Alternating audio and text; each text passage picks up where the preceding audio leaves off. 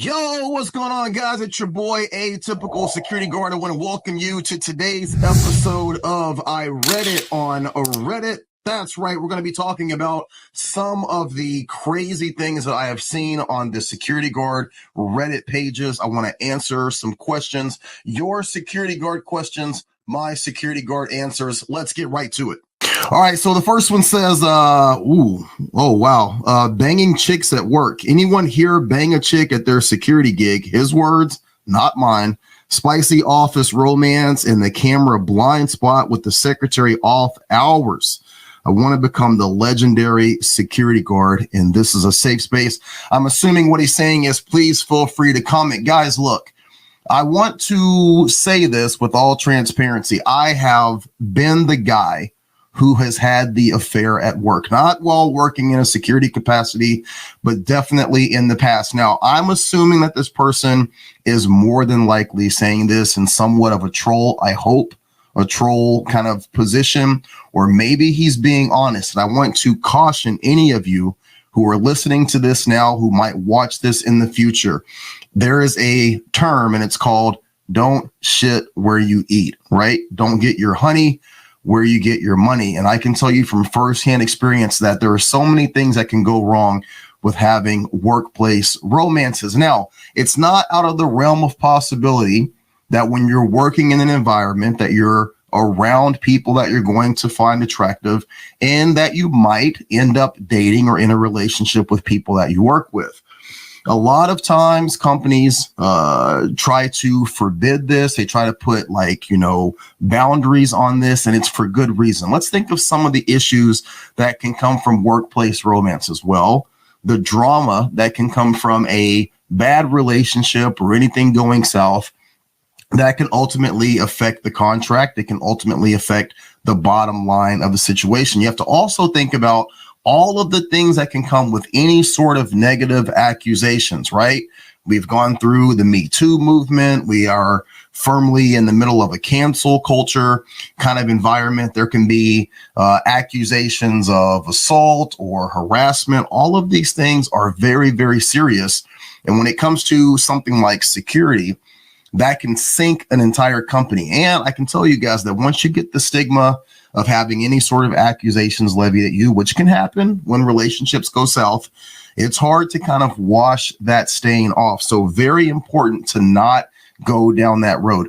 My advice to you guys would be that if you choose to get into a relationship with someone that you're working with, you need to disclose that. Disclose that to your company, to your supervisor. Make sure that everybody is aware of what's going on before things get a little bit too far down the road. That way, if something comes up, if there's any questions about impropriety, you've already been transparent about it. You have to also remember that in a security capacity, things are a little bit more elevated, right? You're talking about maybe you working in a position where you're watching employees. Maybe you're guarding access to things like, money or information from employees. You have to be very, very careful about there being any sort of questions about your loyalties, where your loyalties lie in terms of what you're doing, and just be aware of all the things that can come with that. I know it can be exciting. I know that you're always put in these proximities where you're around people that maybe you're attracted to, but I would be very, very careful about going down that road. The next question, do you need to use the same type of firearm for the OPOTA requal? The place that I got my OPOTA at, they said that they that they registered everyone for their exact firearm and the exact caliber we used under our OPOTA and can only use that firearm with the same caliber for their recoil and for all security work. Is there any truth to this? I'm the type to swap around my 9mm carry guns all the time. Now, I don't know exactly where OPOTA is. I'm assuming that that's your qualification or the governing body of whatever state that you're in. I can tell you that here in Oregon, starting this year, you have to declare the caliber and the make of your firearm. So for me, I carry a Glock 45. If I qualify with a Glock 45 9mm, I have to carry a Glock 45 9mm. Now, I knew that this was coming, so I have purchased 3 Glock 45 9mm for the simple fact that if there's ever a situation where one of my firearms were to go down, I'm still able to work. I still am able to remain in compliance. This is one of the things that is going to start happening all across the country with private security. There is a push from a lot of the left-leaning Democrat states to make sure that there is some sort of gun registry. Gun registry for the everyday average citizen continues to run up against legislation and pushback and lawsuits. Thank God, go America. But one of the easy ways for them to sneak in some level of registration is to do it with those industries that carry a firearm for a living. In order for us to, work in this industry, we have to quote unquote play ball. So they're able to say, hey, we have 30,000 security guards in Oregon. Let's just say that 12 to 25,000 of them are armed security guards. That's 12 to 25,000 people in one state that by mandate, we can get a registry on what they own and what they carry and what they have. Look for this to be more prevalent moving forward as the ideas around gun control continue to get kind of caught up in court, caught up in litigation. This will be one area that they're able to kind of sneak that in. Next question. Let's see here. I'm finally settled in. I've been doing rover security. Oh my goodness, at a ghetto shopping plaza flooded with homeless for over a year. In the beginning, I would feel this horrible feeling that I wasn't doing a great job or that the tenants were judging me when I would somehow not attend to a situation since I wasn't informed or I didn't spot it on time. Okay, that can happen.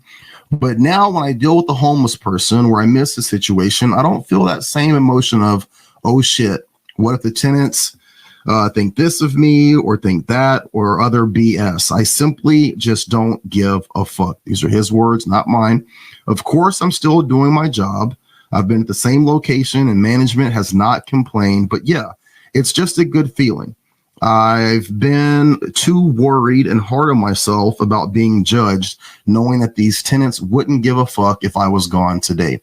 I think the general gist of what he's trying to say is that he's finally kind of settled down and he understands that he's there to do his job and that ultimately the idea of how people see him is not as important as it once was.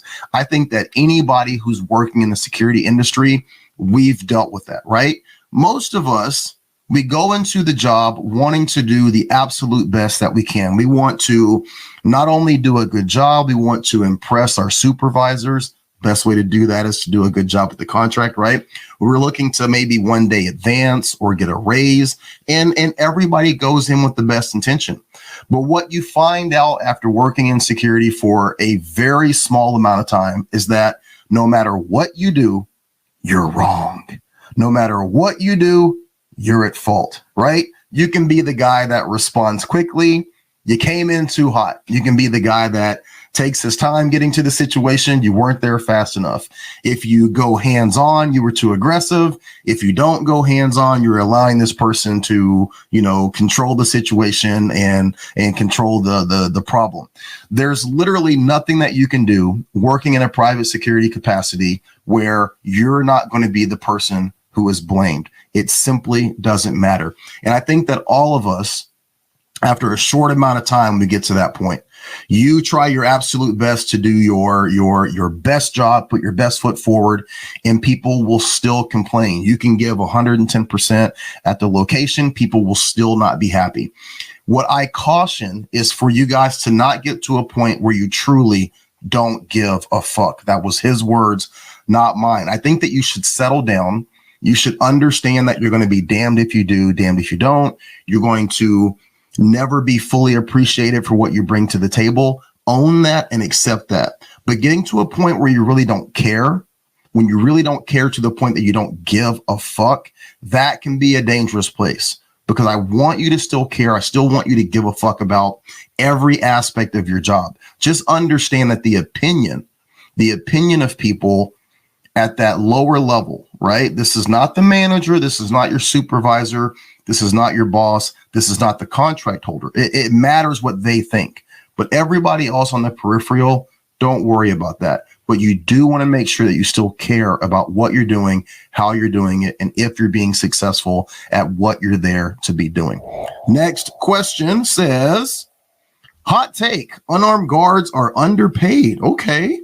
It says, depending on the post, you are constantly moving, constantly checking in or out trucks, doing mile-long rounds every hour. For context, general laborers, where I'm at, make about $18.50 in California. Unarmed guards, however, doing the same amount of physical work, get paid $17.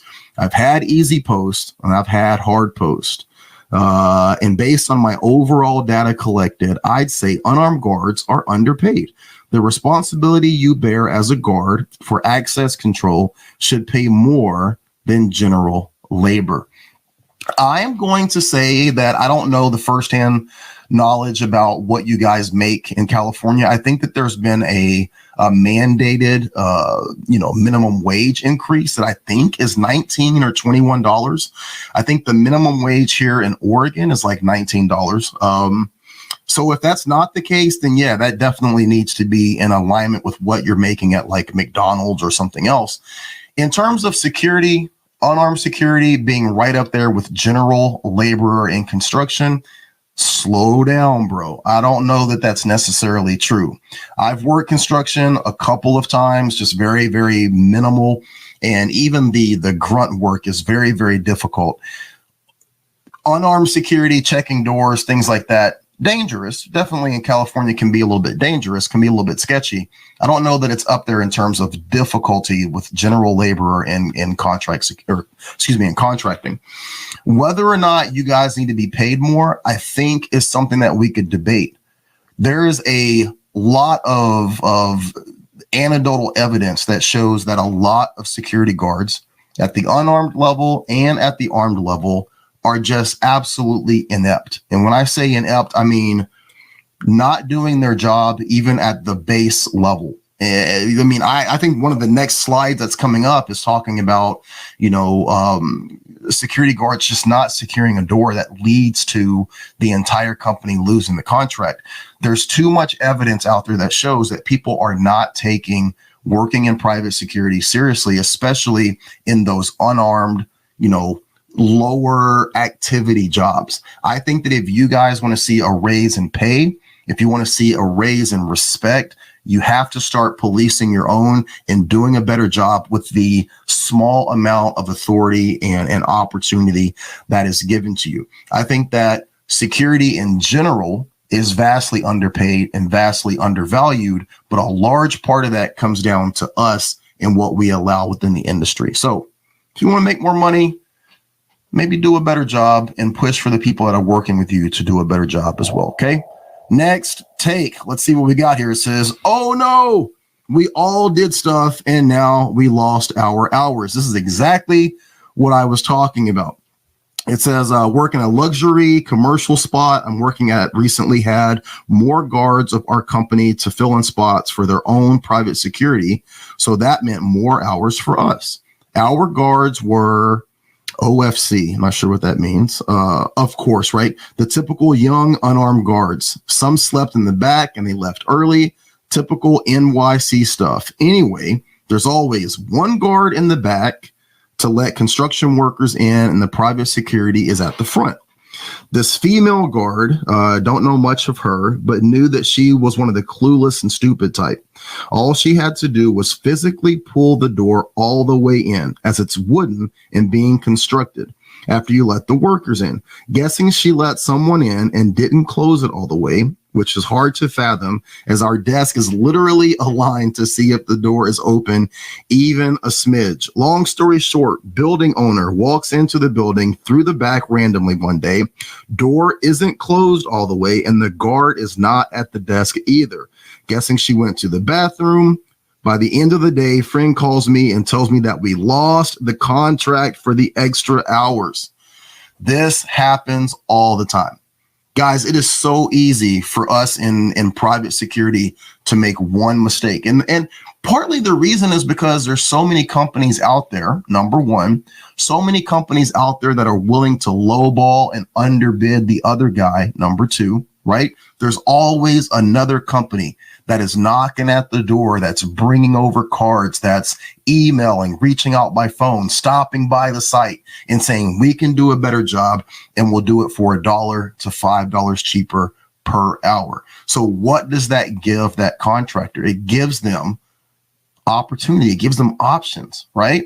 And all it takes is for one security guard to make a mistake like this, one security guard to call off, to not show up, to get into it, to say the wrong thing. There's simply too many options. And when people have options, they are going to exercise them. You have to be very, very aware of that and not put yourself in a situation where you're putting the entire contract in jeopardy. So, guys, listen, that is today's episode of I Read It on Reddit. I want to know what you think. What are your thoughts on what we talked about today? What are some of your questions? Feel free. Put those in the comment section. Let me know what you're thinking. Let me know what questions you have, and I will answer them on a future stream. Hope you guys are having a great day. Remember, protect yourself. Do your absolute best to elevate the industry. Always watch your back, check your six, and be great. All right? You guys be great. Take care.